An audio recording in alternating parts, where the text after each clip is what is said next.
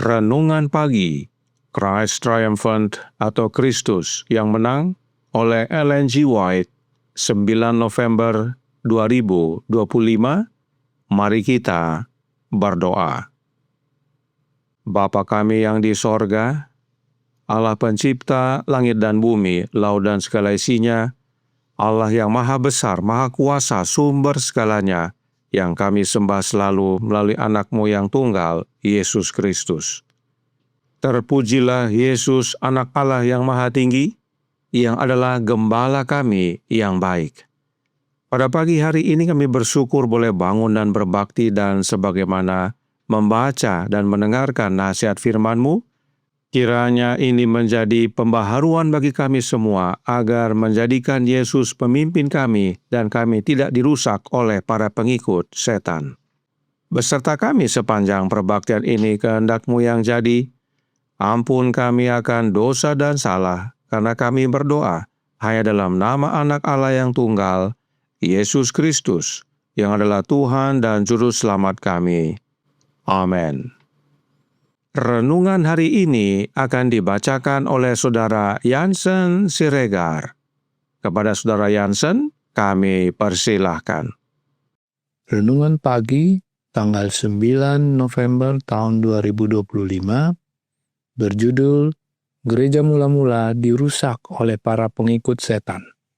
Ayat inti terdapat di dalam Wahyu 2 ayat 20. Tetapi aku mencela engkau, karena engkau membiarkan wanita Isabel, yang menyebut dirinya nabiah, mengajar dan menyesatkan hamba-hambaku, supaya berbuat zina dan makan persembahan-persembahan berhala.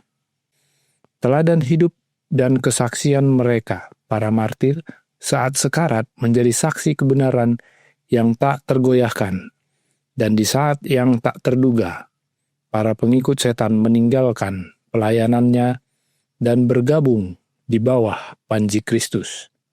Musuh besar itu kini berusaha untuk mendapatkan dengan tipu daya apa yang gagal ia dapatkan dengan paksa.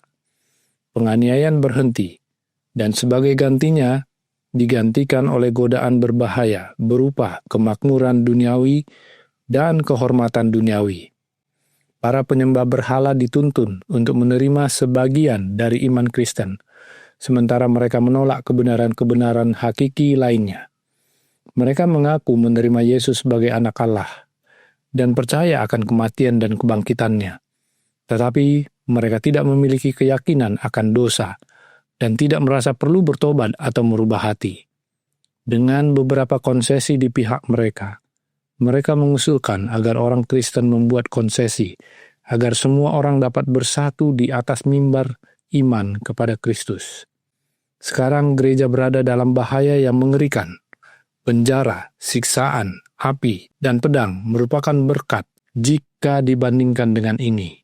Beberapa orang Kristen tetap teguh menyatakan bahwa mereka tidak dapat berkompromi. Yang lain beralasan bahwa jika mereka melepaskan atau mengubah beberapa aspek iman mereka dan bersatu dengan mereka yang telah menerima sebagian dari kekristenan, itu mungkin menjadi cara pertobatan penuh mereka.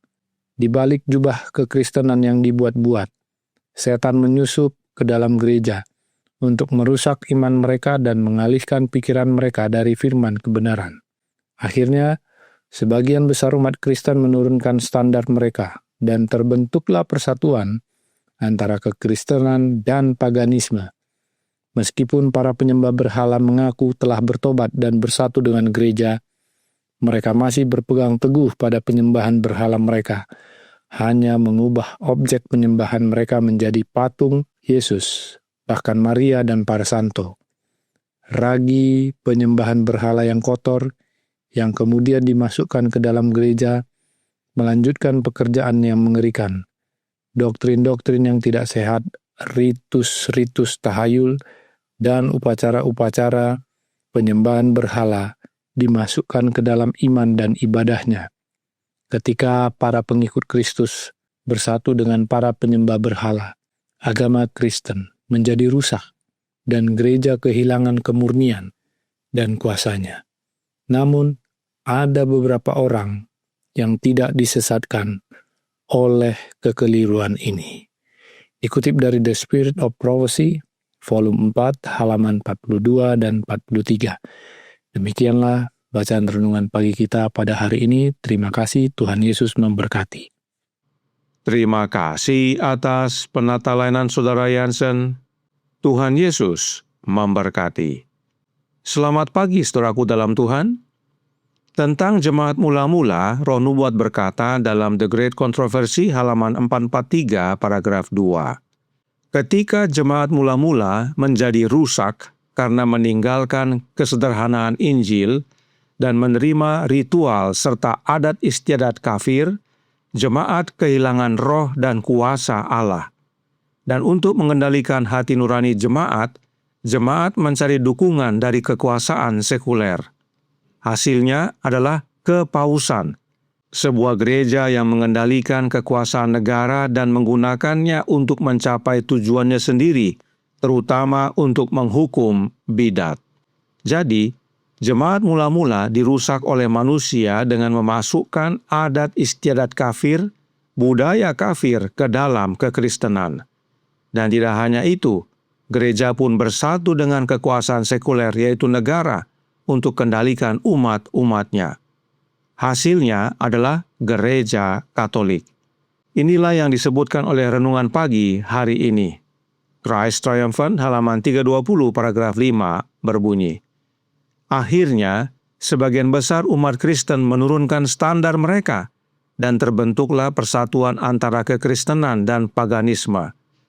Meskipun para penyembah berhala mengaku telah bertobat dan bersatu dengan gereja, mereka masih berpegang teguh pada penyembahan berhala mereka, hanya mengubah objek penyembahan mereka menjadi patung Yesus, bahkan Maria dan para santo.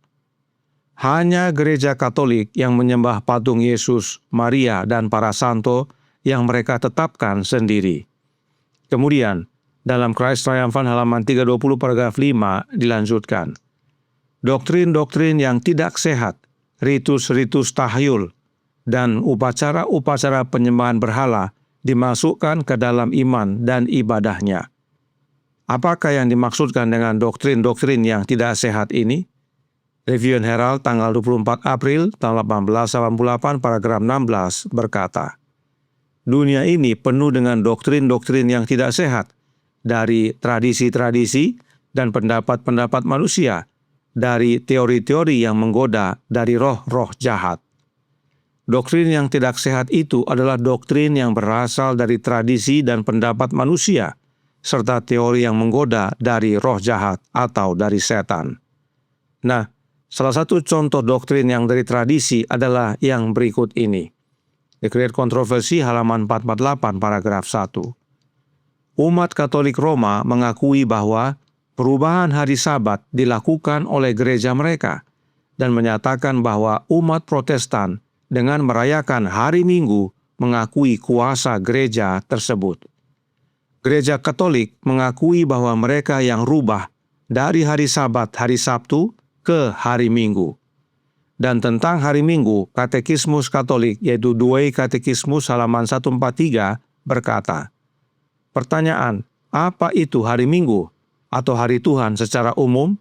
Jawab, hari Minggu adalah hari yang didedikasikan oleh para rasul untuk menghormati Trinitas Maha Kudus dan untuk mengenang Kristus Tuhan kita yang bangkit dari kematian pada hari Minggu, dan oleh karena itu disebut hari Tuhan. Hari Minggu juga disebut dari denominasi Romawi kuno, Dies Solis, hari matahari yang dianggap suci.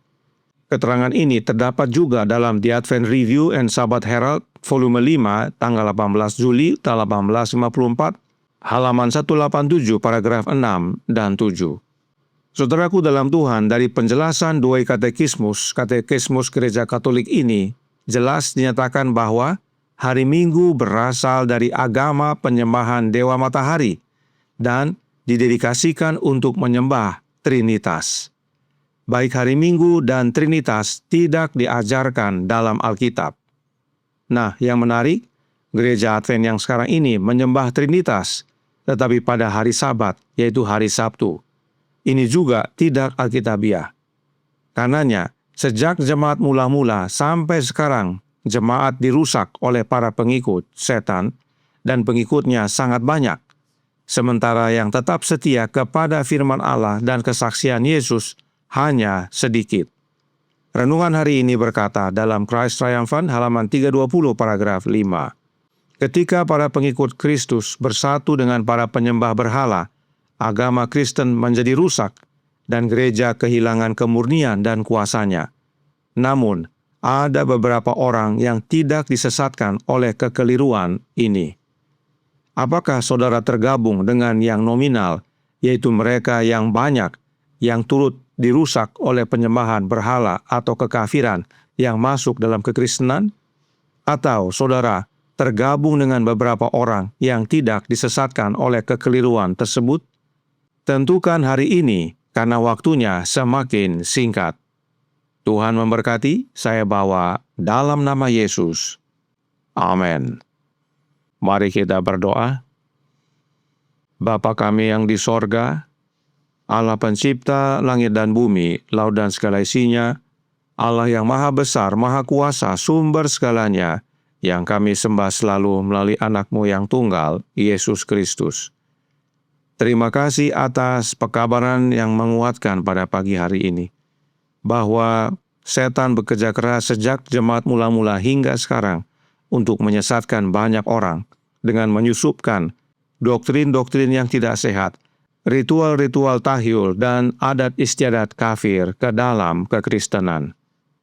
Karenanya tolong kami ya Bapa, karuniakanlah roh anak-Mu dalam hidup ini, dan biarlah kami semua yang percaya menerima Kristus dalam hati kami. Sebab hanya oleh karena pimpinan roh Kristus, kami dituntun dalam seluruh kebenaran. Kami dapat terhindar dari kekeliruan-kekeliruan tersebut. Dan kami meskipun sedikit, tetap teguh menuruti akan perintah-perintah-Mu ya Bapa, dan memiliki kesaksian Yesus. Beserta kami sepanjang hari ini kehendak-Mu yang jadi, ampun kami akan dosa dan salah, karena kami berdoa hanya dalam nama Anak Allah yang tunggal, Yesus Kristus, yang adalah Tuhan dan Juru Selamat kami. Amin.